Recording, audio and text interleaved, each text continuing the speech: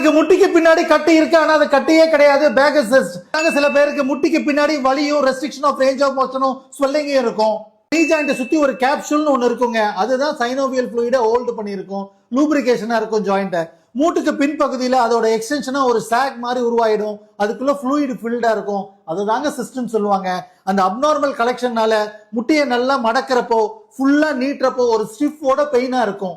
அதுக்கு இந்த எக்ஸசைஸ் சொல்றேன், நோட் பண்ணிட்டு டெய்லி பண்ணுங்க. நம்பர் 1, கால் முட்டியை நல்லா கீழே பிரஸ் பண்ணி விடுங்க.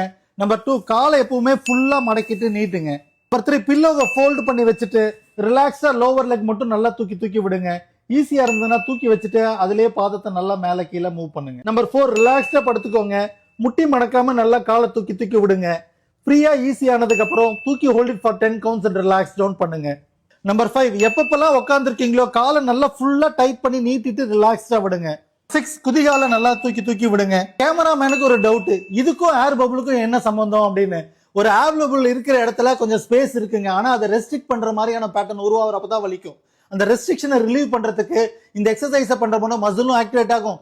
ஜாயிண்டோட வேலை என்னங்க, மடக்கி நீட்டுறது. அது எஃபிஷியன்ட் ஆனாலே அந்த ஸ்ட்ரக்சர்ஸ் எல்லாம் லூஸ்னா ஹெல்தியா இருக்குன்னு அர்த்தம். டவுட் இருந்தா ஒன்னும் பிரச்சனை இல்லைங்க, எப்பவும் போலதான் பக்கத்துல இருக்க தெரபிஸ்ட பாருங்க, பெயின் ஃப்ரீயா வாழுங்க. Just for the information, doctor Ram physio.